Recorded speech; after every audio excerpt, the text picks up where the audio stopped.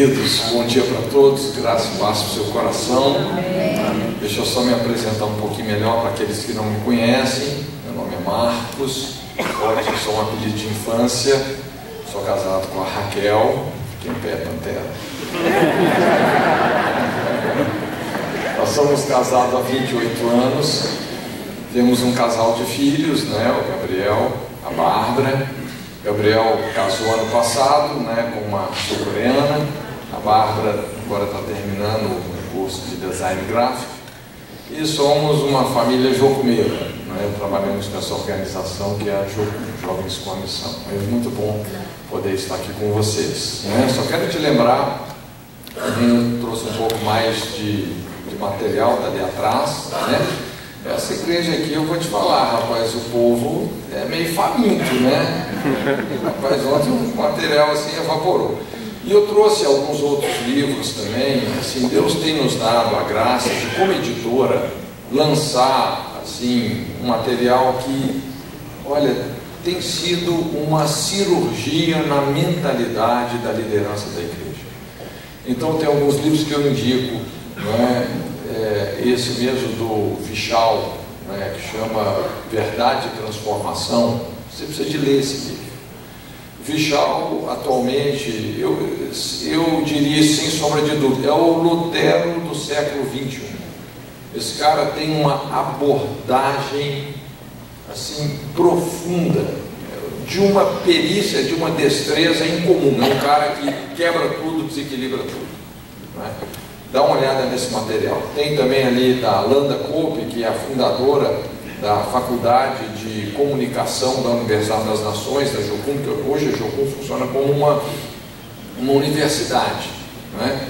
Inclusive, nós inauguramos esse ano, na nossa base, a Faculdade de Aconselhamento e Saúde. É um programa de 2 anos, full time, né, tempo integral, onde a pessoa sai como tecnólogo na área de aconselhamento. E é todo um conteúdo, não é um conteúdo para engordar a cabeça não, gente.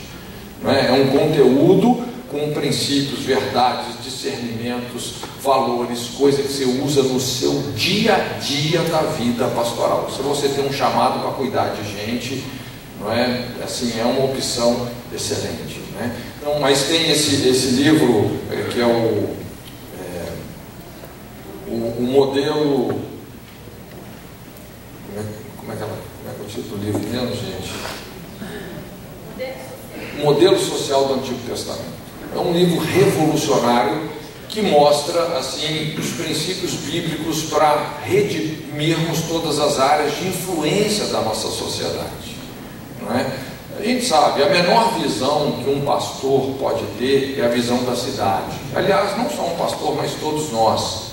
A Bíblia não te permite ter uma visão menor do que a cidade, a começar por Jerusalém, não é? Ao anjo que está em Éfeso, Esmirna. É sempre a menor visão que a Bíblia te permite ter da cidade, não é? Então nós precisamos de ter um compromisso com a restauração dos valores fundamentais que fazem uma sociedade se tornar sadia. E esse livro nos ajuda muito a isso. Tem também o livro do Loren, que é o fundador da Jocum, um dos livros dele aí, que é também na mesma linha revolucionária. Eu falei, gente, o Loren, ele é um cara que já pregou em todos os países desse planeta sem exceção. Esse cara, o mundo para ele, igual ele pega uma laranja assim. A percepção que ele traz nesse livro, é o livro que transforma as nações, ele mostra por que cada nação e continente se tornou no que se tornou, pela importância que eles dão à palavra de Deus, por incrível que pareça. É um livro revolucionário. É difícil a gente até explicar o conteúdo do livro, não é?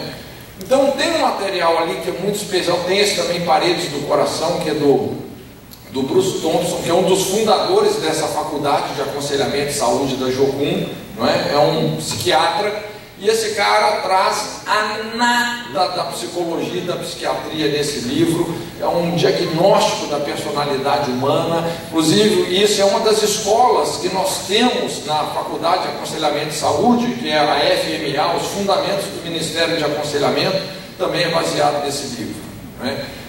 Conteúdo tremendo, não é? Isso está aí. Eu estou dizendo isso porque, sinceramente, o meu negócio não é vender livro. Meu negócio é discipular a nação, né? E eu sei que esse conteúdo pode fazer uma diferença enorme, tá? Depois dá uma olhadinha lá. Curva a sua cabeça um pouquinho. Pai, muito obrigado pela sua presença aqui conosco. Nós damos a Ti toda a honra, toda a glória, todo o louvor e toda a adoração, Senhor. Mais uma vez, queremos reafirmar que a nossa suficiência vem do Senhor, a nossa capacitação vem do alto, Senhor, e eu oro que o Senhor possa tomar cativo cada um dos nossos corações à obediência de Cristo. Oramos por uma atmosfera espiritual favorável, fértil, frutífera, saturada do espírito de conhecimento e revelação, Senhor. Tudo aquilo que o Senhor tem determinado e liberado para esse tempo que se cumpra nas nossas vidas. Nos alegramos na liberdade que só o Seu Espírito proporciona, porque onde o Seu Espírito está, aí há liberdade. No nome de Jesus. Amém. Gente, ontem eu esqueci de falar, mas nós começamos um assunto e eu estou dando continuidade. Essa aula, na verdade, a gente precisaria pelo menos de umas 6 horas para ministrar. Então, começamos ontem, não é? E hoje nós vamos dar continuidade. Eu sei que grande parte das pessoas que estão aqui não estavam ontem, por isso, em consideração a você, a gente vai fazer uma recapitulação bem objetiva, tá bom? Mas nós estamos falando sobre perda dos vínculos familiares. Eu penso assim que como igreja a gente precisa de ser relevante com a nossa geração. Nós precisamos de entender as demandas espirituais, sociais, não é? E também sociológicas da nossa geração e sermos resposta de Deus, não é? Nós sabemos que Jesus é a resposta para toda e qualquer pergunta humana. A Bíblia é o manual de funcionamento não apenas do ser humano, mas da sociedade, de qualquer sociedade. E essa é uma das principais feridas que nós nos deparamos hoje, que é a perda dos vínculos familiares. E isso se estabelece quando uma massa crítica de pessoas numa sociedade, um grande percentual de pessoas começa a ser subtraída de relacionamentos que têm uma conotação existencial. Filhos que não conhecem os pais, nunca viram o rosto de pai, de mãe, pais que nem sabem da existência de filhos, abandonaram filhos, não é? Casamentos quebrados, filhos do divórcio. Então hoje, infelizmente, a nossa sociedade tem sido duramente caracterizada por essas questões, não é? Por esses conflitos, e de certa forma hoje grande parte dessa geração tem sido o subproduto da morte do casamento e da família. E obviamente que essa geração acaba então pagando um preço muito alto, não é? E nós precisamos de saber em Deus como lidar com essas questões. Então nós começamos a construir uma compreensão falando sobre 3 coisas que todos nós recebemos na nossa cobertura familiar, não é? Identidade, a capacidade moral e emocional de estabelecer relacionamentos funcionais e também herança.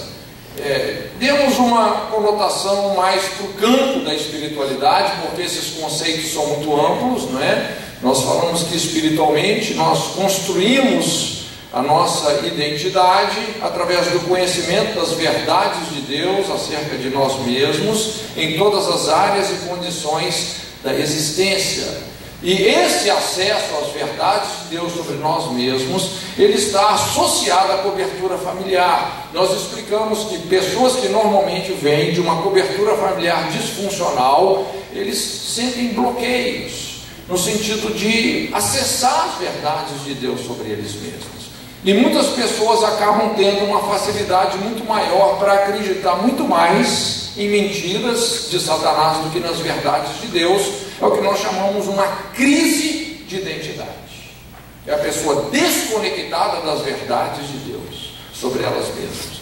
E explicamos que um fator que é determinante nisso, por incrível que pareça, é a afirmação do Pai. Não é? Quando o Pai diz para Jesus: "Este é o meu filho", publicamente o Pai afirmou Jesus, Isso preparou ele para enfrentar todas as mentiras de Satanás. A partir dali, ele pôde superar as tentações que veio sobre ele, não é? Também é incrível como a cobertura familiar interfere na maneira como nós edificamos a nossa saúde emocional, equilíbrio temperamental, não é? Então essa capacidade de iniciar, nutrir relacionamentos, sustentar processos de relacionamento na vida, isso tem muito a ver com a nossa cobertura familiar, não é? E também herança, que é um princípio fundamental, é uma espinha dorsal em toda a Bíblia, não é? Deus é um Deus geracional, não é só um Deus pessoal, o Deus de Abraão, não é? Mas é o Deus de Abraão, Isaac e Jacó, é um Deus de gerações, não é? E então ele mesmo estabeleceu esse princípio da herança, dizendo: eu, Senhor, faço misericórdia até 1000 gerações em relação àqueles que me amam e guardam os meus mandamentos. Então é uma proposta de entesouramento de promessas para as sucessivas gerações. É um princípio poderoso, espiritualmente falando, não é? Então nós explicamos que assim como a nossa obediência entesoura promessas para a nossa descendência, a nossa desobediência, a nossa rebelião sistemática vai autorizar uma perseguição espiritual de natureza respectiva, não é? Aos nossos descendentes. De certa forma, uma conspiração contra a vida deles, espiritualmente falando, não é? Então hoje é muito comum a gente ver, infelizmente, não é? Quando você vai discernir o sistema familiar de uma pessoa, não é? Aliás, esse é um paradigma que fez o aconselhamento dar um salto, porque por muito tempo o aconselhamento ele sempre foi tratado assim numa perspectiva do indivíduo, não é? Mas isso estabelece um paradigma incompleto, não é? Porque não é só o indivíduo, querendo ou não, todos nós somos o resultado de uma família, de uma árvore genealógica, não é? Que se expressa de uma forma muito ampla.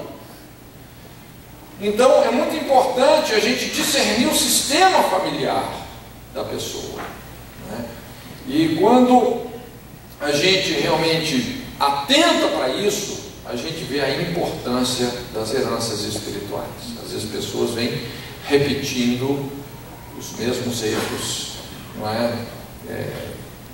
Como que num esquema de propagação de iniquidade. Em muitos casos de aconselhamento a gente observa isso. E nós explicamos que a moral disso é exatamente: quem não perdoa, repete. Não é? Quando você não trata apropriadamente das coisas, perdoando, honrando os pais, não é? Acaba realmente repetindo aquela história. Então é o princípio da herança. Fizemos essa introdução e entramos numa história familiar muito conhecida na Bíblia, que é a história de um homem chamado Jefté, que está lá no capítulo 11 do livro de Juízes, não é? E a Bíblia bem sinteticamente descreve a história desse homem, dizendo que ele era valoroso, realmente ele se tornou um grande guerreiro, um libertador da nação. Só que fala assim: porém, todavia, ele era filho de uma prostituta, Gileade, seu pai, né, o Gerara, né? Então mostra, nós percebemos que a personalidade dele exibe uma ambiguidade. A gente observa um lado extremamente forte, não é? Uma pessoa com muito potencial, mas um outro lado extremamente frágil, não é? Quando entra nessa, ele tinha que dormir com esse barulho, esse estigma de ser o filho de uma prostituta, o filho de um adultério, o filho da destruição da sua família, não é? Do casamento do seu pai, não é? Então ele, de certa forma, ele trazia toda essa sobrecarga, e isso realmente o feriu tremendamente. Então nós mostramos algumas coisas que foram arrancando Jefté da sua casa, do seu lar, não é? Falamos sobre a rejeição dos irmãos, não é? Depois a indiferença do pai, onde a gente aprofundou um pouquinho aí o nosso entendimento, falando sobre a marginalização do pai e do marido, não é? Ali ficou bem claro, nós retratamos isso. O maior problema de Jefté não eram os irmãos que estavam desertando e rejeitando ele abertamente, mas o pai que o ignorou. Ele vivia realmente essa tragédia de ter esse buraco existencial que o pai deixou, o pai não protegeu, o filho totalmente desprotegido pelo pai, não é? Isso, como eu disse, retrata uma das principais feridas da nossa sociedade: marginalização do pai e do marido. Como isso, explicamos como isso desequilibra a família, quando o pai se marginaliza, inocula insegurança na esposa, a esposa reage desrespeitando o marido, que se marginaliza ainda mais, e mais insegurança na mulher. Quer dizer, isso é um ciclo que acaba desfuncionalizando o sistema familiar, né? Onde o homem cada vez mais se torna moralmente um zero à esquerda, se anula no seu referencial e no seu sacerdócio, a mulher se desequilibra na sua noção de segurança, muitas vezes se torna o sargento da casa, e os filhos, presos na imaturidade, não é, num esquema de um retardamento emocional, os bebês emocionais de 90 quilos, os crescidos que não cresceram, os adolescentes. E isso tem sido um dos maiores desafios para os terapeutas, psicólogos, pastores da atualidade: ajudar os crescidos a crescer, não é? Filhos de trauma, de abandono e etc. Muitas pessoas ficam realmente presas nessas questões, infelizmente. Então é um esquema bem destrutivo, não é? E que precisa de ser confrontado. Como eu disse, não é? O Espírito Santo está tocando uma trombeta muito afinada, chamando os homens dessa nação para o seu lugar. Quem tem ouvidos para ouvir, ouça. Moralmente, Deus está me chamando, Deus está te chamando para um lugar de fidelidade, de lealdade, de compromisso, de sustento, de ser exemplo dos fiéis para os nossos filhos. Deus está levantando essa geração, você pode acreditar em mim. Tem uma geração assim que Deus está levantando. É uma revolução moral, não é? Deus está fazendo essa revolução. E espero que você esteja na crista da onda desse mover que Deus realmente está fazendo, não é? Por isso eu sempre falo, gente, casamento não é para frouxo, né? Casamento realmente para quem quer ter caráter, né? Deus está levantando essa geração. E falamos, a terceira coisa que tirou ele de casa foi a vergonha que ele sentia da mãe. A mãe vivia uma vida realmente que trazia muita vergonha, toda essa sobrecarga, não é? Ele não suportava mais isso. E por fim, nós falamos sobre a energia que vem da ferida. Depois de tanta pedrada, ele colocou essas pedras todas na sua mochila, ele vai embora, mas carregando uma ferida que se alimentava pela possibilidade de uma vingança emocional. Tipo assim, eu vou embora, mas um dia eu vou voltar aqui, eu vou provar para vocês que eu sou melhor do que todos. Quem é ferido, né, e vai para a inferioridade, depois acaba indo para a superioridade. E foi mais ou menos o que aconteceu com Jefté. Nós explicamos algumas pessoas, quando são sistematicamente feridas, elas deprimem, elas desistem de tudo, mas outras não.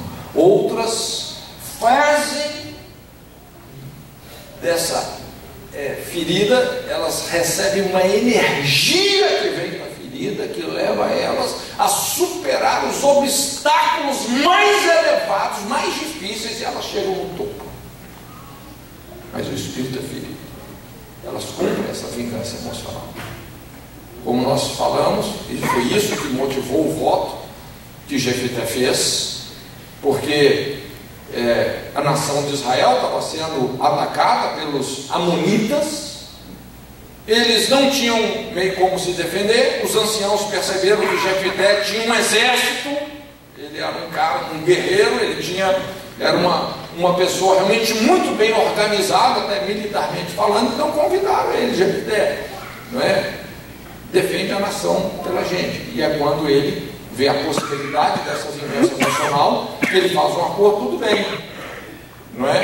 Eu vou defender vocês, mas tem uma coisa: se eu ganhar a guerra, eu vou ser o líder de todos vocês. Eles prestaram um juramento, consentindo com isso.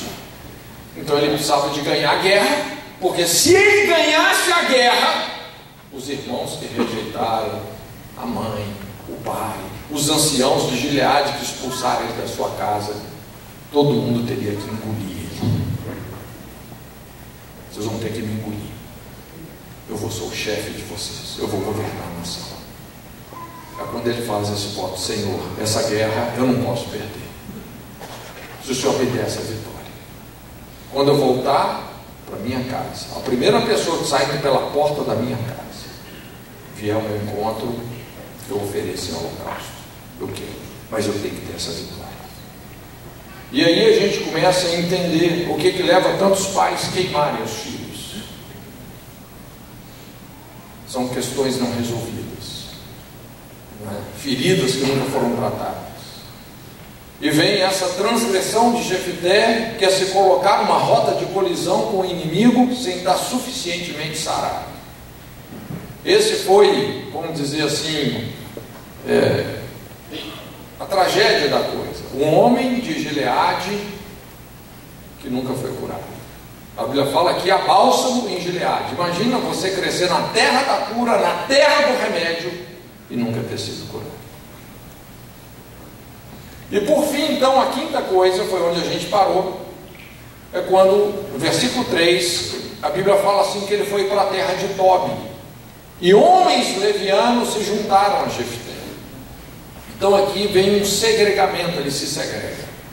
Pessoas feridas, pessoas não resolvidas, pessoas amarguradas, machucadas, traumatizadas, tendem ao segregamento. E hoje, assim, isso é uma característica da nossa sociedade, não é? Nós temos muitos grupos, não é? Que se segregam em virtude principalmente dessa perda dos vínculos familiares na sociedade, não é? Então é muito comum a gente ver aí as gangues, as torcidas, os comandos, não é? Comando vermelho, comando não sei o quê, não é? Quando você vai ver esses grupos que se segregam, não é? Muitas vezes praticando coisas hediondas, violência, imoralidade, não é? Hoje é muito comum a gente ver também certos grupos que, vamos dizer, aquele culto ao escândalo. Vê lá o jovem, o cara tem tanto piercing que ele anda assim, blim, blim, blim, blim, né? Querendo, de certa forma, no fundo, gente, o que eu quero que você entenda é o seguinte, que muitas vezes toda essa rebelião, no fundo, é um pedido de amor. Por favor, alguém veja que eu existo. Alguém veja que eu existo. Por favor. Olha, eu estou aqui. E é interessante. A igreja precisa de saber interpretar isso. E se colocar nessa brecha e ser uma resposta para essas pessoas. Então foi isso que aconteceu com Jefté. Ele se segregou, ele foi para Tobi, e a Bíblia fala homens levianos. Algumas traduções falam assim, filhos de Belial. Não é? Uma coisa um pouco parecida com o que aconteceu com Davi na caverna de Adulão, os amargurados, os feridos, os descontentes com o governo de Saul vieram tudo para Davi, mas Davi era Davi. Agora, uma caverna de Adulão sem Davi e com um Jefté, isso é um problema. Um cara não resolvido, não curado.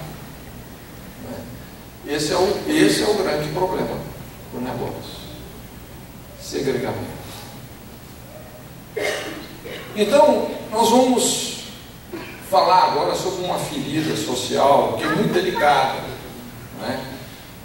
Nesses seminários que a gente faz de libertação, gente, assim, essa aula é uma aula que eu dou essa aula há muitos anos, não é?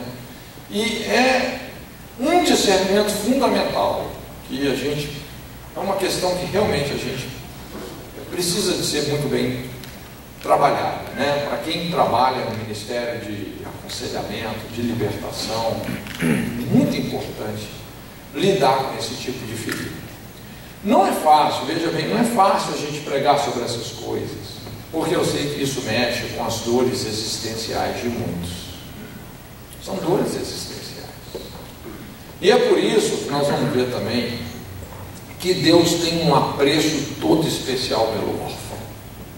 É impressionante o apreço que Deus tem pelo órfão. Mas existe uma situação que tem que ser discernida nesse sentido. Moisés, lá em Deuteronômio, no capítulo 23, versículo 2, ele fala um texto, então, sobre que, vamos dizer, expõe melhor essa ferida que nós vamos tratar, que é a geração de filhos fora do casamento. Filhos que foram gerados fora da aliança do casamento. E infelizmente isso é uma coisa também que se tornou epidêmica, principalmente no mundo ocidental. Uma coisa que começou muito forte nos Estados Unidos na década de 70, inclusive uma das capas da revista Time na década de 70 era uma adolescente grávida. Foi uma coisa epidêmica, não é? Que veio como consequência do divórcio no fault, do divórcio sem culpa, quando a nação criou um conjunto de leis para facilitar o máximo possível o divórcio. Você quer divorciar, não tem problema, está facilitado. E isso hoje, não é? Eles já estão amadurecendo as ideias, percebendo que isso foi uma burrada fazer isso, e que as pessoas que tiveram grandes dificuldades no casamento e perseveraram, essas pessoas, depois do casamento delas, se tornou muito melhor. Isso tem pesquisas na América que demonstram isso. E veio então também essa cultura do não casamento, banalização do casamento, e aí uma epidemia de adolescentes grávidas, que trouxe como consequência a sinistra indústria do aborto, porque se você tem, não é, assim, um alto percentual de meninas de 13, 14 anos ficando grávida, como é que você vai resolver isso sociologicamente? Ah, é o aborto, vamos abortar, vamos legalizar o aborto, né? E isso tem sido também uma outra tragédia. Mas essa questão, gente, nós temos que lidar com isso. As consequências espirituais de você gerar um filho sem ser legitimamente casado. E isso diz respeito a praticamente quase todos nós. Sinceramente, na minha experiência de aconselhamento, é difícil uma família que alguém não teve uma situação assim. Impressionante, não é? Como eu falei, lá nessa favela, lá no Rio, onde a Jocum tem uma base, é uma lei, as meninas são mães aos 13, avós aos 26, bisavós aos 39, e assim vai, não é? E o que a Bíblia fala sobre isso? Quais são as consequências? Então eu quero te dar um entendimento sobre isso, para a gente poder redimir essa questão, não é? Então Moisés fala em Deuteronômio, capítulo 23, verso 2, ele fala assim: o bastardo não entrará na congregação do Senhor, nem ainda a sua 10ª geração. Veja bem, gente, vamos entender esse texto. Primeiramente, assim, se tem uma pessoa na Bíblia que eu admiro, uma das pessoas que eu mais admiro é Moisés. Aliás, quando você vai estudar determinados assuntos, você tem que saber onde você pesquisa na Bíblia, né? Às vezes tem pessoas que ficam assim naquela, sei lá, nem sei como que eu chamo isso, mas talvez uma imaturidade, de ficar separando, isso aqui é do Velho, isso aqui é do Novo Testamento, né? O que a gente tem que saber classificar são as leis. Existem leis que são morais, leis que são cerimoniais, não é? Tem leis que são de higiene, e saúde, quer dizer, Quando você pensa sobre restaurar os alicerces de uma sociedade ou de uma nação, quem que foi a pessoa que recebeu mais revelação de Deus sobre isso na Bíblia? A gente poderia mencionar o Neemias, mas sinceramente ninguém como Moisés. Olha, se você quer estudar sobre implantação de igreja, missões transculturais, o apóstolo Paulo talvez é a pessoa que vai ter mais conteúdo. Mas sobre fundar uma nação, sobre restaurar os alicerces de uma sociedade, Moisés é o cara. Ele recebeu toda a revelação de Deus para isso. É impressionante. Para você ter ideia, através de tudo que ele recebeu de Deus, todo esse conjunto de leis morais, civis, cerimoniais, né? Ele teve a capacidade de pegar uma nação escrava, que a Bíblia fala reduzida à escravidão, em torno de 3 milhões de pessoas, um povo, uma nação sem economia, sem um sistema de educação, sem um sistema financeiro, sem nada. E ele transformou essa nação numa das nações mais poderosas da terra. Olha, tem que tirar o chapéu para um cara desse. E os países mais prósperos do mundo hoje são aqueles que na sua Constituição a base é a lei mosaica, é a lei de Moisés. Então, se tem um cara que entende de curar uma sociedade, esse cara é Moisés. Lógico, ele precisou de lidar com essa questão dos filhos ilegítimos. Eu sei que a palavra bastardo é uma palavra, vamos dizer, forte, pejorativa, mas é uma palavra bíblica. Ela é bíblica. E é uma questão que a gente precisa de lidar com ela, como eu falei. Eu creio que a igreja é um lugar para a gente ser sarado, um lugar para a gente ser restaurado.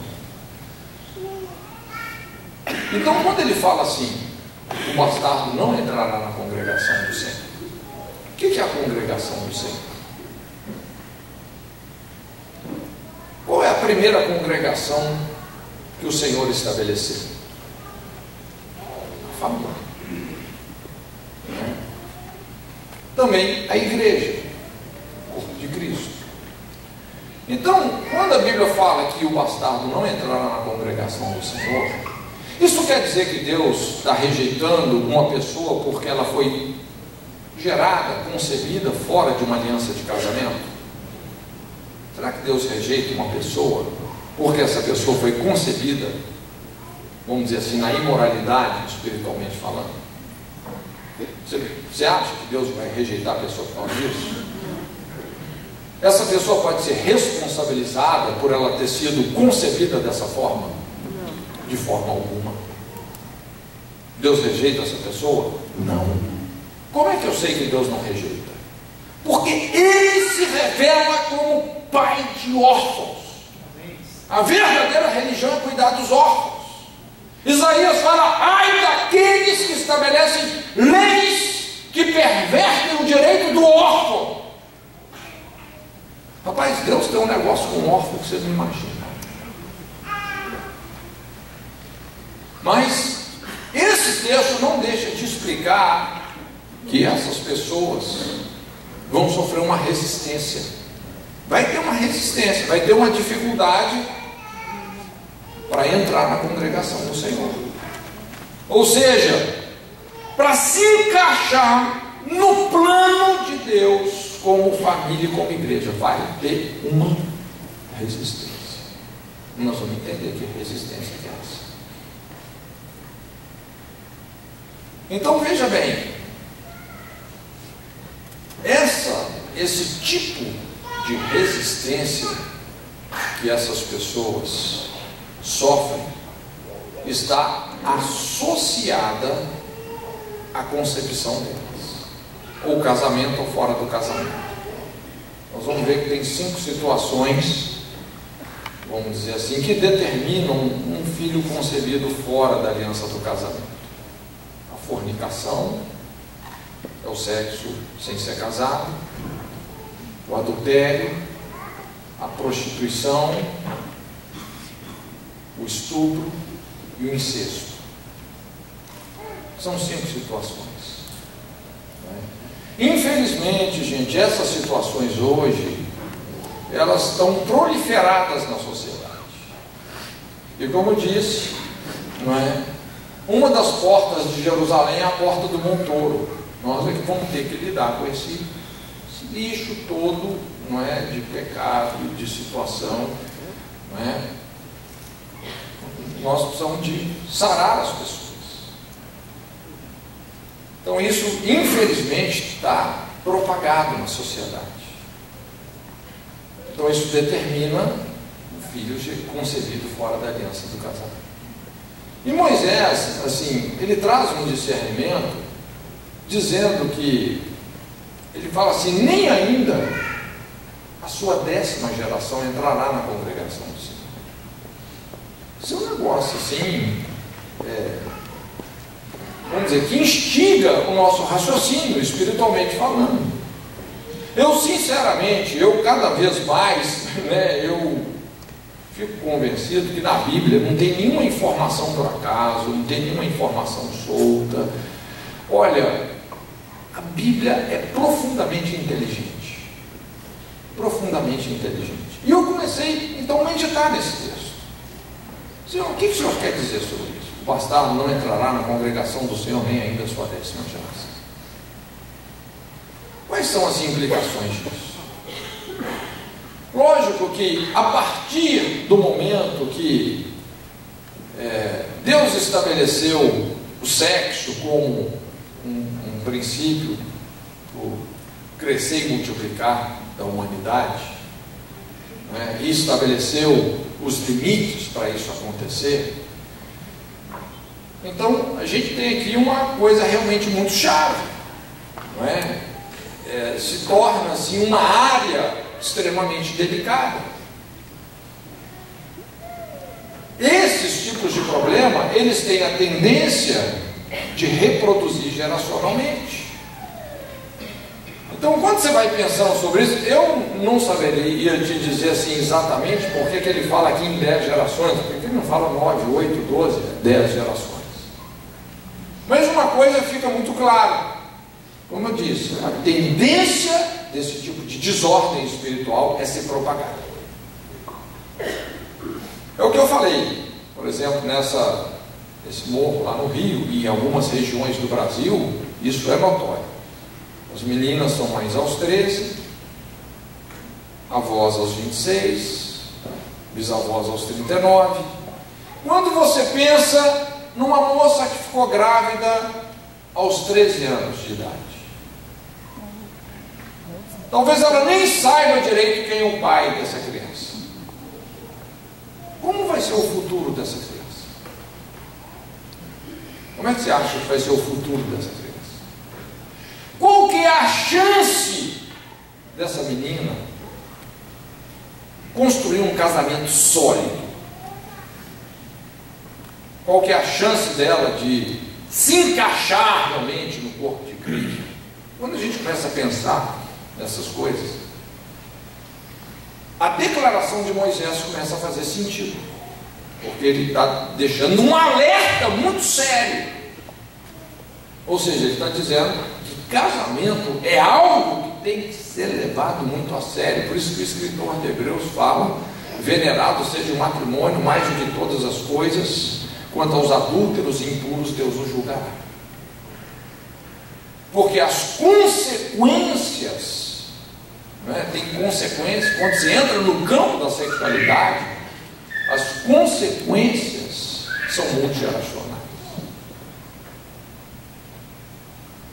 Então, o que a gente observa aqui é que, ao mesmo tempo que Deus tem um apreço pelo órfão, Ele está explicando que essas pessoas, espiritualmente falando, socialmente falando, vão estar numa situação, né, a pessoa gerada fora do casamento, ela tem a tendência de precocemente repetir o mesmo quadro.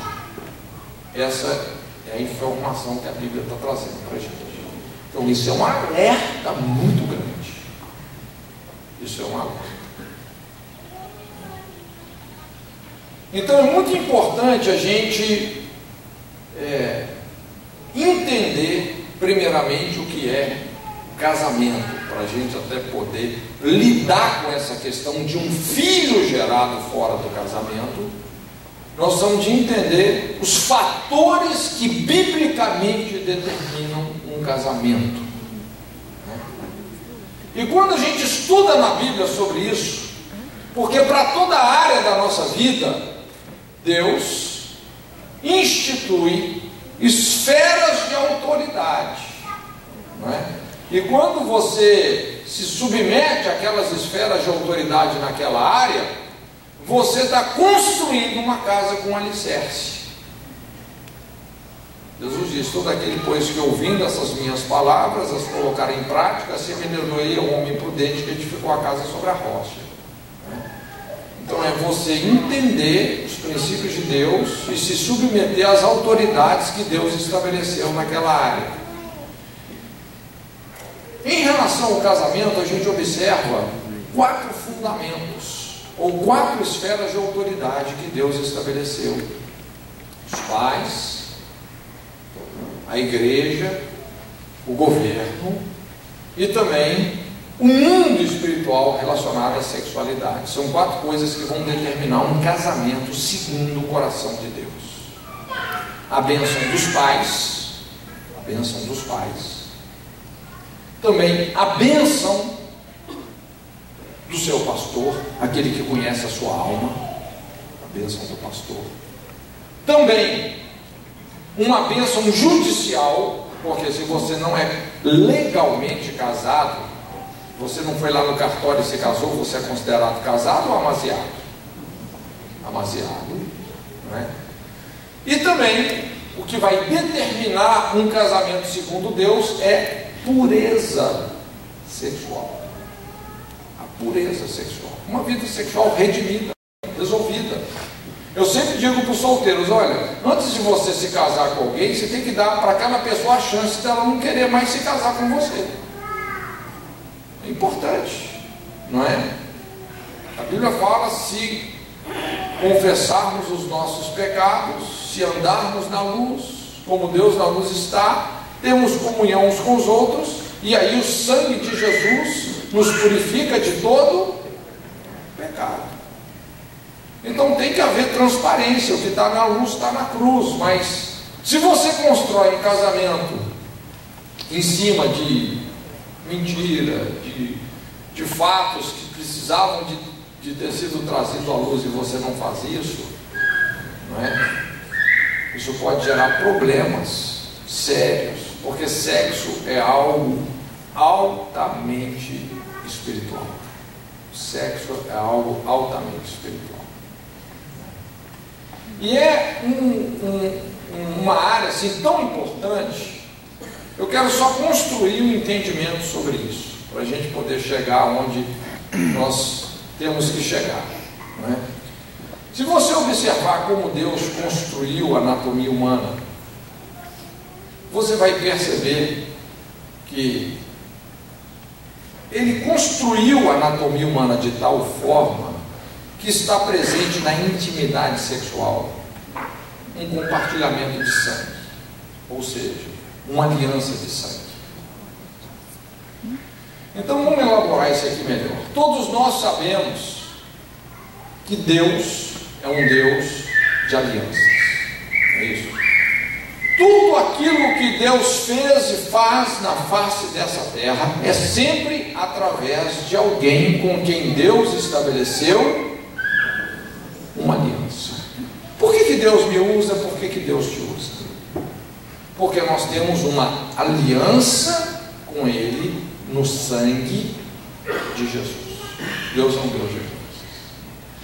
Tudo aquilo que é gerado, que é concebido no contexto de uma aliança, ou seja, que tem compromisso, que tem confiança, que tem fidelidade, tudo que é estabelecido dentro de uma aliança está abençoado, está protegido.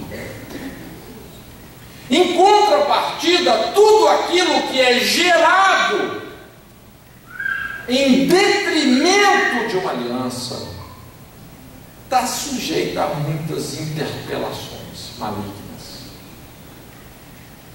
Normalmente vai trazer consequências sérias. Inclusive, o princípio de bênção e maldição estão essencialmente associados com a aliança. Então é importante a gente entender isso. Aliança, Deus não deu de alianças. Quando a gente fala sobre aliança, tem um elemento aqui que é muito chave, que é muito importante. E esse elemento é o sangue. Tem alianças que são de sangue. Tem alianças que não são de sangue. Não é? Às vezes você faz um acordo com uma pessoa, foi a palavra. Não é? Mas tem aliança que é de sangue. E basicamente, todos nós podemos e devemos estabelecer dois tipos de aliança de sangue. É o que a Bíblia, vamos dizer assim, nos podemos e devemos. A primeira aliança de sangue é com o próprio Deus. Quando Jesus disse, não é, esse cálice é o meu sangue, não é, aliança. Então nós estamos aliançados com Deus no sangue de Jesus. Então o sangue de Jesus personificou uma aliança que Deus propõe extensivamente a toda a raça humana. E quando nós aceitamos essa aliança, esse pacto com Deus no sangue de Jesus, não é? Isso faz com que o Espírito Santo venha habitar em nós, é a salvação. É um pacto de sangue com Deus, é uma aliança. Salvação se fundamenta numa aliança. Uma aliança de sangue. E nós podemos e devemos também estabelecer uma aliança de sangue com o nosso cônjuge. Com o nosso cônjuge. E essa aliança de sangue com o cônjuge, ela se estabelece pela sexualidade. Sexualidade. Deus colocou na mulher um selo, um ímã que tem a forma de uma aliança que se encaixa com o corpo do marido. O sangue da virgindade de uma mulher é um sangue sagrado. Toda intimidade sexual também existe um compartilhamento de sangue. Tanto é que as doenças sanguíneas, elas são sexualmente transmissíveis. Quem que criou a natureza humana assim, a anatomia humana assim? Deus. Mostrando que sexo é algo muito mais espiritual do que a gente imagina. Agora, o sangue é um elemento que tem propriedades. Se você estuda na Bíblia sobre o sangue, você vai perceber isso. O sangue tem algumas propriedades muito poderosas. É um elemento poderoso na Bíblia, é o sangue. Ele tem essa propriedade de inaugurar uma aliança. Ele tem essa propriedade de ligar o mundo físico ao mundo espiritual. O escritor de Hebreus não fala isso, que nós temos ousadia de entrar no santo dos santos pelo sangue de Jesus. Quando o sangue de Jesus foi derramado no Calvário, o que aconteceu com aquele véu que separava o santo do santo do santo? Foi rasgado de alto a baixo. Então, pelo sangue, você liga o mundo físico ao mundo espiritual, você passa a ter intimidade com um Deus que é espírito e verdade, pelo sangue. Tem um mecanismo no sangue. Da mesma forma como nós podemos estabelecer uma aliança de sangue, não é, baseada em fidelidade, compromisso, confiança, não é, com Deus, com o cônjuge. Obviamente, o diabo quer fazer uma contrafação disso. O diabo não inventa nada. O trono do diabo é o trono de Deus de cabeça para baixo. Ele está sempre, não é, torcendo os princípios de Deus para atingir os seus interesses. Por que Satanás tem tanto interesse na imoralidade, na criminalidade? Porque ele sabe que quando se derrama iniquamente um sangue, você cria uma ligação entre esses dois mundos. Por isso que no ocultismo você sempre vai ver criminalidade e imoralidade, para ligar os dois mundos. É um princípio de aliança. E eu estou exatamente compondo esse entendimento para a gente chegar, vamos dizer, nessa questão da concepção de um filho, porque supostamente para você conceber uma criança, isso envolve uma intimidade sexual, isso envolve um pacto de sangue que está sendo estabelecido ou renovado com aquela pessoa com quem você jurou fidelidade até que a morte se separe. Filho e família é algo tão sagrado que você só pode gerar com alguém com quem você tem uma aliança de casamento até que a morte o separe. Isso é grave. É um pacto de sangue. Entende? Então, quando a gente pensa nessa questão do filho fora da aliança do casamento, essa criança, ela está sendo resultado de uma aliança de sangue. Uma aliança que foi feita, às vezes na fornicação, às vezes no adultério, às vezes na prostituição, quando envolveu, mercadejar sexo, ou às vezes no incesto, no estupro. Então, veja bem, eu estou falando aqui uma linguagem espiritual. Estou tentando te trazer um entendimento espiritual do porquê que essas pessoas têm uma resistência, porquê que elas têm uma tendência tão precoce de repetir a mesma história, porque estabelece uma perseguição. Há uma infiltração. O que a gente observa nos aconselhamentos é isso. Há uma infiltração espiritual na vida dessas crianças. Há uma perseguição. Então, quando você gera um filho na imoralidade, você está submetendo ele a uma perseguição espiritual de natureza correspondente. Isso é uma coisa assim tão real que praticamente 100% dos filhos gerados fora da aliança do casamento, praticamente 100%, sofreram algum tipo de abuso ou molestação sexual na infância, às vezes na mais tenra infância. Aliás, esse é um dos principais motivos dessa epidemia que a gente vê hoje, onde as pessoas estão tendo vida sexual ativa cada vez mais cedo. Crianças com 6, 7, 8 anos de idade já têm vida sexual ativa. Crianças com 5 anos, por exemplo, que já têm trejeitos homossexuais. Por isso que essas questões hoje, vamos dizer assim, filosoficamente, elas são difíceis de definir. Porque, na verdade, não existe, vamos dizer, uma natureza homossexual. Não existe uma natureza. Não é?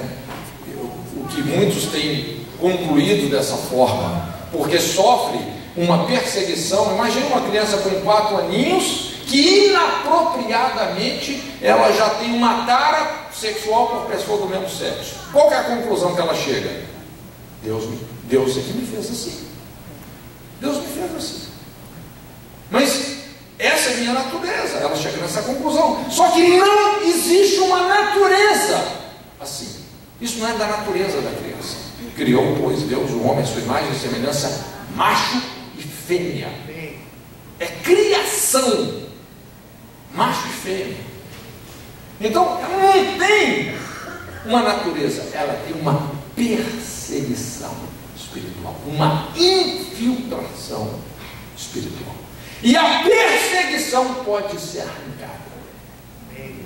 A natureza não, mas a perseguição pode. Entende? E essa perseguição se infiltra pela imoralidade dos pais. É o que eu falei, às vezes quem paga o maior preço são os filhos. A vida funciona assim, como nós explicamos ontem sobre as heranças espirituais. É um conceito difícil da gente entender como ocidentais, não é? Mas são duas coisas: merecimento e filiação. Herança, gente, não é merecimento, é filiação. Não é porque ele mereceu sofrer uma perseguição sexual ou homossexual. É a herança, é a imoralidade dos pais, são os efeitos colaterais de uma imoralidade que vem sendo praticada geracionalmente. Esse é o discernimento de Moisés, e nós temos que entender isso. E aqui entra a importância disso, dessa reconciliação entre pais e filhos. Quando um pai, uma mãe tem a coragem de pedir perdão pelas suas imoralidades para um filho, e os filhos perdoam os pais, gente, é impressionante como isso é cortado. É impressionante. Não é como os céus, toda aquela conspiração espiritual que havia na atmosfera espiritual que aquela pessoa estava inserida, como isso começa a mudar. Não é? Mas o que a gente observa hoje, claramente é isso. Eu me lembro uma vez, eu estava atendendo essa irmã, inclusive está nos Estados Unidos, e ela falando: pastor, falando da filha, a filha com 3 aninhos, se masturbava compulsivamente, a ponto de ficar com o corpinho todo suado. E não era aquela coisa assim da menina querer se descobrir, não. Tinha um negócio estranho. Você vê que isso não é da natureza de uma criança ter um comportamento como esse. Ela falou: olha, eu cheguei até a filmar para levar para o psicólogo, mas o psicólogo sabia dizer o que era. Aí quando você vai ver a história da concepção dela, realmente caracterizada exatamente por isso: imoralidade. Imoralidade. Então a primeira consequência de você gerar um filho fora da aliança do casamento é que você está submetendo essa criança a uma perseguição no campo da sexualidade. Ela está desfavorecida nessa área. E isso, inclusive, como eu disse, pode se manifestar na mais tenra idade. Na mais tenra idade. Eu tenho atendido vários casos assim, como eu falei, 4, 5, 6, 7 aninhos de idade, já com uma compulsão na área sexual. Você fala: isso não é da natureza da criança, é uma perseguição. Perseguição sexual. E também uma perseguição emocional. Porque quando você pensa, vamos supor, uma mulher não casada que descobre que ela está grávida, ela não é casada, isso vai ser uma boa ou vai ser uma má notícia? No fundo, nenhuma mulher quer criar um filho sem o apoio de um marido e de um pai. Normalmente, quando a mulher solteira descobre que ela está grávida, a primeira coisa que bate é o desespero. Por uma série de questões, constrangimento com família, não é? Questões financeiras, bate um desespero. E agora? Os planos vão ter que mudar totalmente, bate um desespero. E nesse desespero, tanto essa mãe quanto esse pai, às vezes, vão pensar em soluções que realmente vão ir contra a existência dessa criança.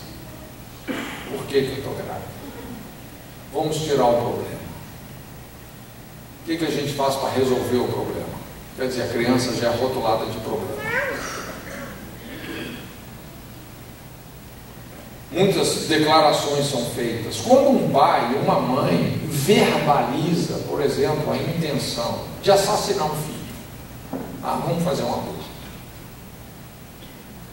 Quando um pai ou uma mãe verbaliza a intenção de assassinar um filho, gente, isso invoca um espírito de morte sobre essa criança. Você sabe que palavra é a essência do poder criativo. Como é que Deus chamou à existência as coisas que não existem? Pela palavra. Como é que Deus criou o mundo e todas as coisas? Como é que nós criamos o nosso mundo? Pelas palavras que nós falamos ou deixamos de falar. Por isso Jesus falou que nós vamos ter que dar conta de toda a palavra frívola que nós falamos, toda a palavra irresponsável.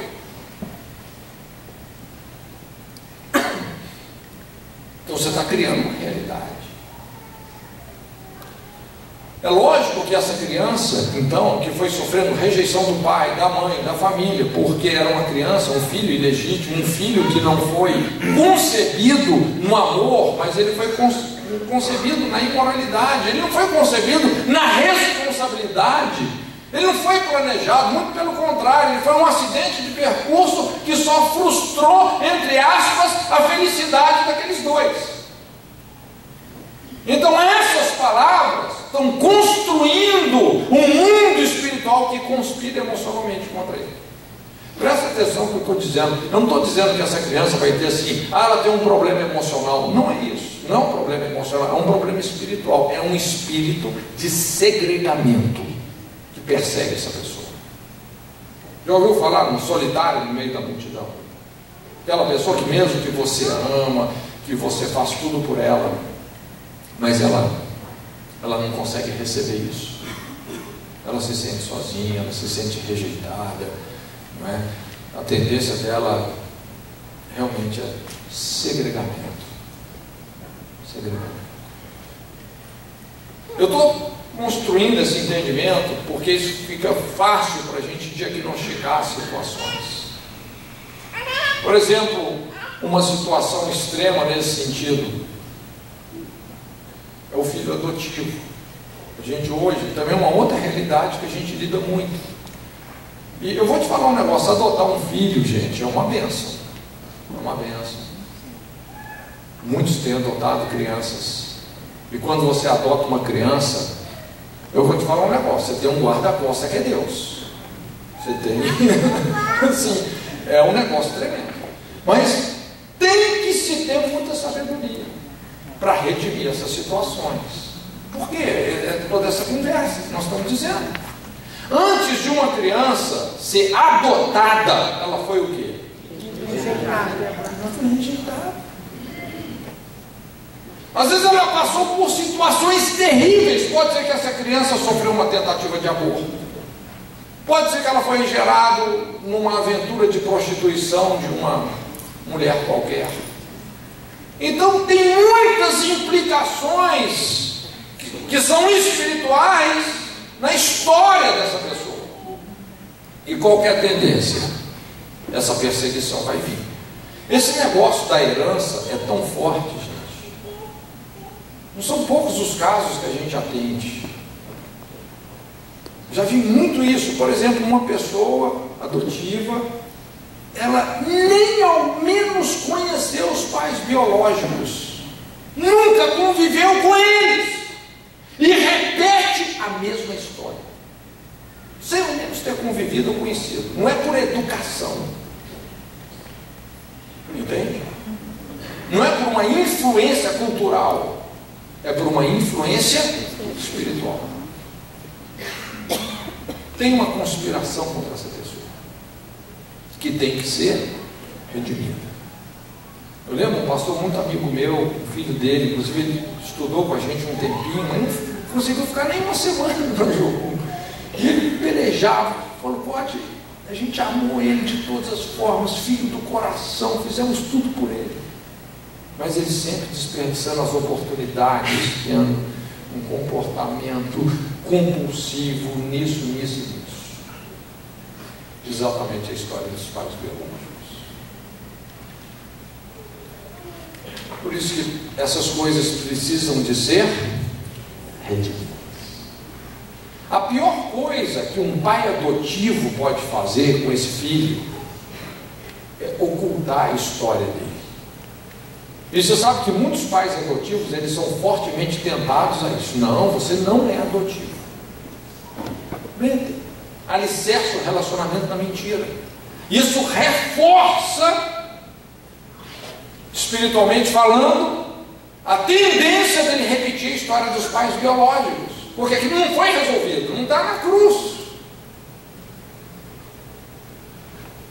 Quando você, como um pai adotivo, se coloca na sua posição sacerdotal de representar esses pais biológicos, pedindo perdão representativamente para esses filhos, meu filho, sua história é essa, mas Deus tem sido gracioso com você, eu quero te pedir perdão. Você precisa de perdoar os seus pais biológicos, perdoa eles, solta eles. Talvez a história dele é pior que a sua, eles precisam mais de você do que você deles.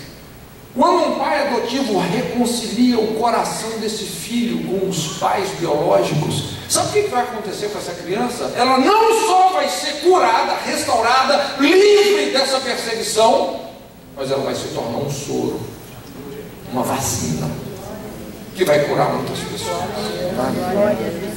Essa foi a história de Moisés. Você pode olhar que Deus sempre escolhe. Quando Deus tem que escolher alguém, vai ser um órfão. É impressionante. A história de Moisés é uma história pesada de orfandade. Ele foi arrancado de casa desde bebê, depois voltou por um tempo, depois foi tirado de novo, foi educado no Egito para ser o príncipe do povo que escravizava o povo dele. Imagina um nó que não deu no coração dele, tudo isso. Uma rebelião tão intensa foi sendo produzida por essa história, que Moisés chegou a cometer um homicídio a sangue frio. Irmão, não é fácil matar uma pessoa.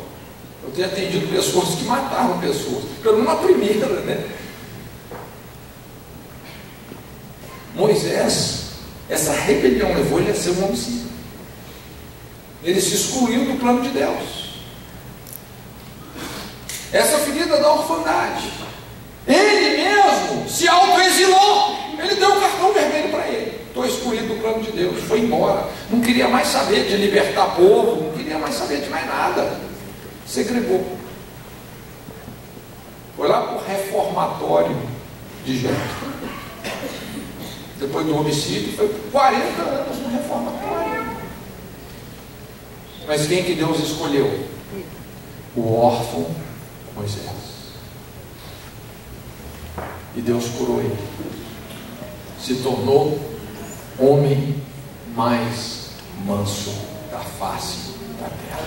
O cara mais fácil para Deus. Mais fácil. Deus escolheu. É interessante quando a gente pensa na história de Davi. Eu fico muito intrigado com a história de Davi. Muito intrigado. Desde muito tempo atrás eu estava ouvindo um grande pregador falando sobre Davi, um cara que foi o fundador da missão Betânia nos Estados Unidos, Ted Haggard. Na Bíblia dele ele conseguiu provar que Davi não era um filho legítimo. Eu nunca achei isso na minha Bíblia, mas nas genealogias lá. A irmã dele, a Zeruia, sim, era filha de um outro pai. Tinha algumas coisas estranhas na família de Davi. Mas que é um negócio, vamos dizer, quando Davi fala assim, em pecado me concebeu a minha mãe. Pecado uma mãe concebeu um filho? O que ele queria dizer com isso? Quando a gente pensa lá, Deus falou com Samuel, ungir rei, um dos filhos de Jessé. Davi foi contado. Ele foi contado. Veja bem, gente, eu não quero afirmar que Davi era bastardo, porque eu não tenho uma base bíblica para isso, né? Mas é estranho essas coisas. Quando ele ia levar mantimento para os irmãos na guerra, como é que ele era tratado pelos irmãos? Como um empregado. Agora, quem que Deus escolheu? O rejeitado. Deus sempre escolhe o órfão. Ele tem uma coisa com o órfão.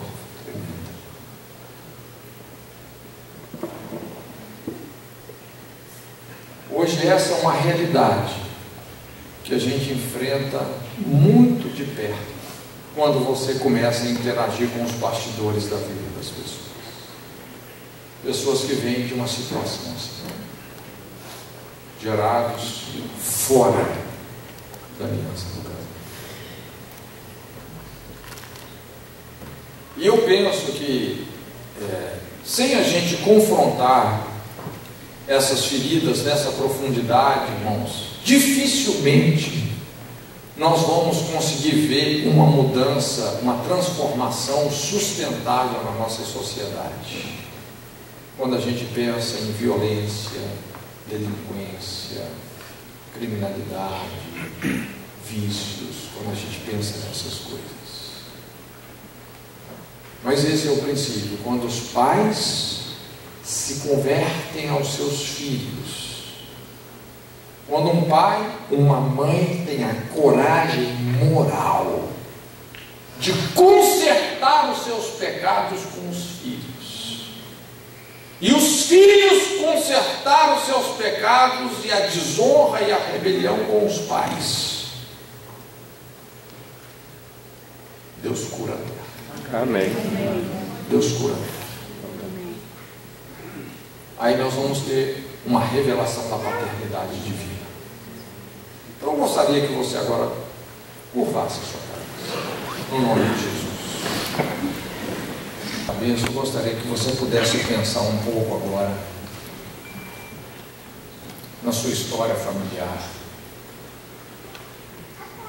Irmãos, veja bem, entenda uma coisa: ninguém aqui é melhor do que ninguém. Na verdade, em Cristo, todos nós somos adotivos. Não é verdade? Todos nós somos adotivos. Ninguém é melhor do que ninguém. Deus encerrou todo homem debaixo do pecado para com todos os atos de misericórdia. Mas a igreja é um lugar onde a gente tem que ter liberdade para tratar das nossas feridas, das nossas questões, porque há bálsamo em Gileade. Amém. Apesar de Jefité não ter experimentado isso, sendo um gileadita, mas o nome do Senhor é como um unguento derramado. Existem princípios, existe um princípio de humildade, de conversão de uma geração a outra, que glorifica o sacrifício de Jesus, que glorifica o sangue que Ele derramou, trazendo purificação e libertação. Me permita saber, se você tem essa informação, você sabe que quando você foi concebido pelos seus pais, eles não eram casados. Levanta a sua mão. Eu gostaria que você tivesse a liberdade de vir aqui. Vai ser muito importante. Nós vamos fazer um ato de restauração, assim como nós fizemos ontem. Tenha liberdade. Eu quero convidar também, talvez você não foi concebido fora do casamento, mas você concebeu alguém. Pode ser que você concebeu alguém. Então, se você concebeu um filho, uma filha, sem ser casado, eu gostaria que você viesse também. Eu quero pedir uma gentileza. Se você foi concebido fora do casamento, você vai ficar aqui à minha esquerda, por favor, tá? Desse lado. Se você concebeu, você vai ficar à minha direita, porque são duas gerações. Eu quero, a princípio, separar essas gerações. Uma geração de pais e uma geração de filhos. Talvez você fale: pastor, eu fui concebido e eu também concebi.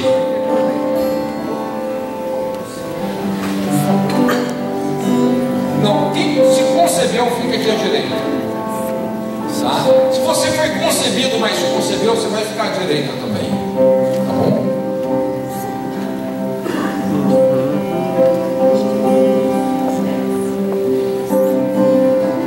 Eu gostaria que a igreja agora pudesse curvar a cabeça. Nós vamos estar em oração.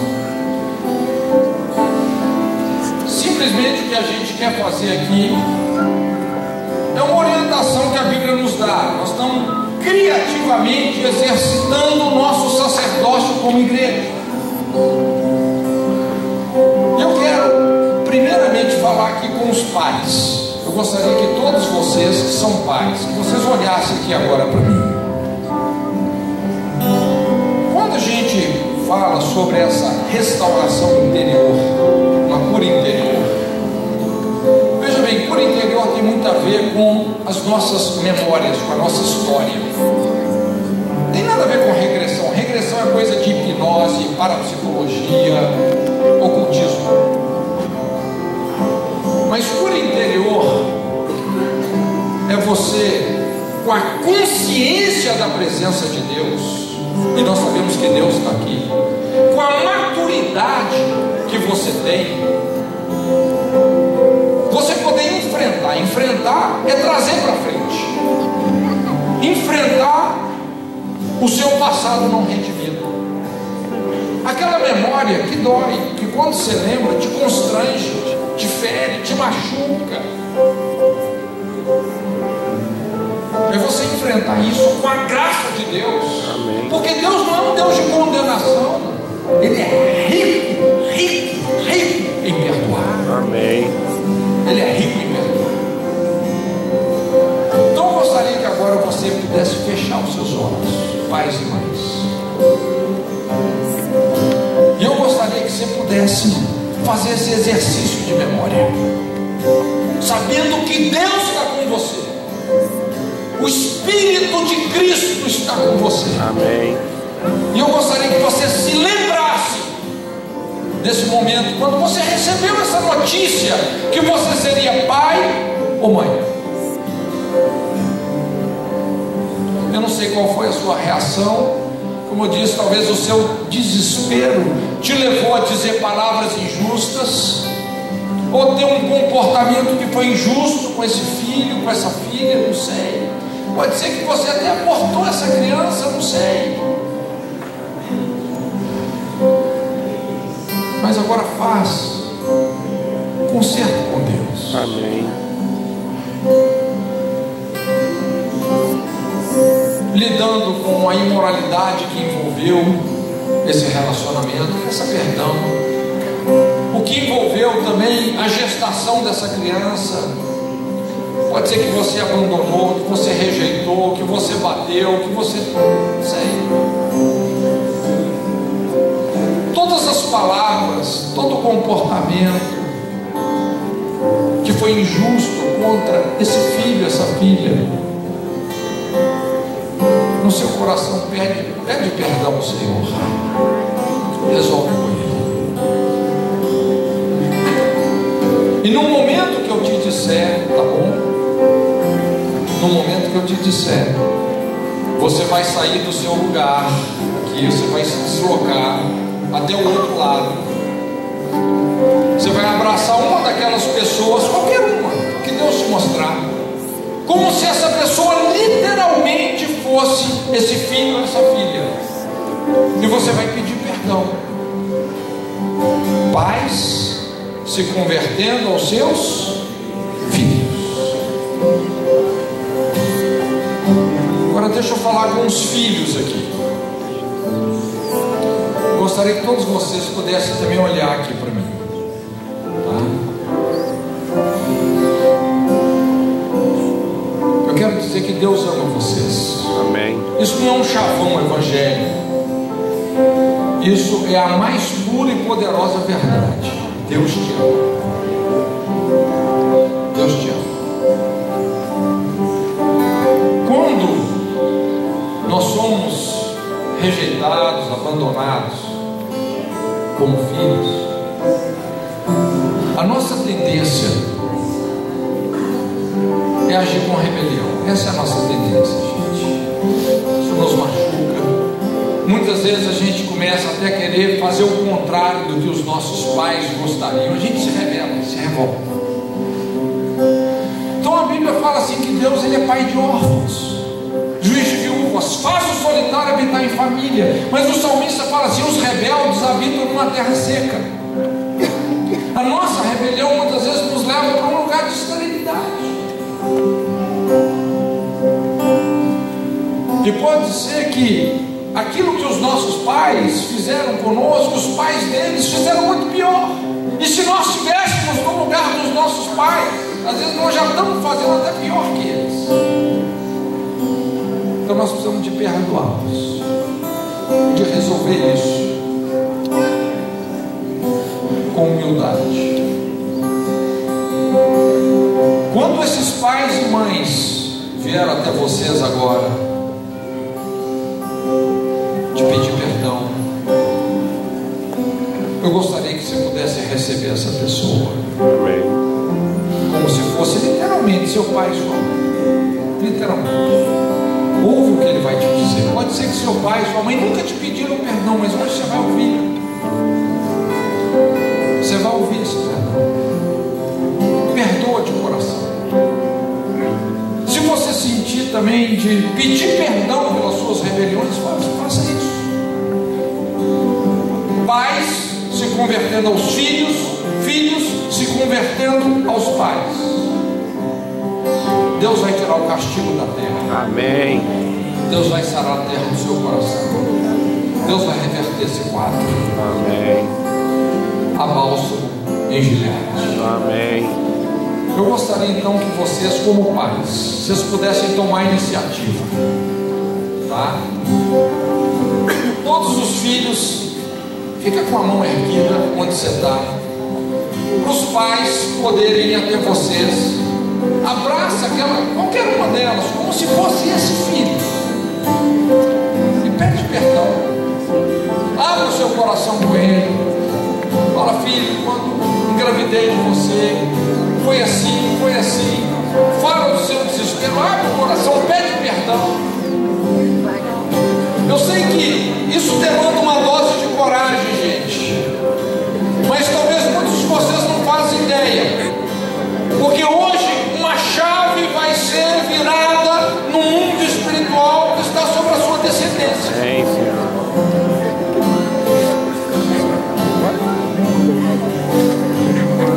Algo vai se romper.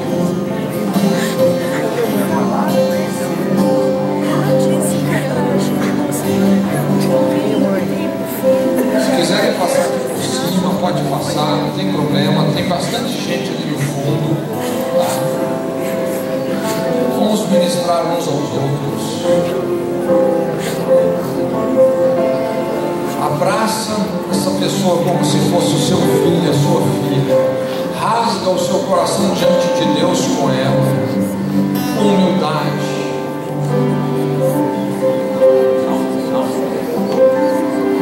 Reconciliando as gerações. O que está acontecendo sacerdotalmente, profeticamente aqui, com certeza, isso vai mover as suas coisas, vai mover as coisas na sua casa também.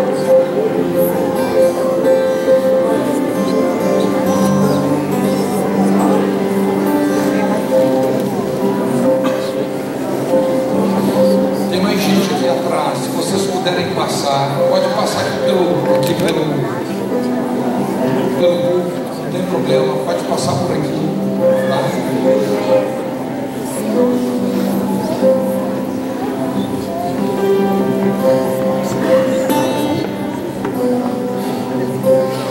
Senhor, nós queremos levantar nesse altar o princípio da honra aos pais. Honra o teu pai e a tua mãe para que te faz bem. Queremos levantar o princípio, Senhor, do quebrantamento, da humilhação, da humildade dos pais. Os pais se convertendo aos filhos, os filhos se convertendo aos pais. Ligamos na terra para que seja ligado nos céus. No nome de Jesus. No nome de Jesus.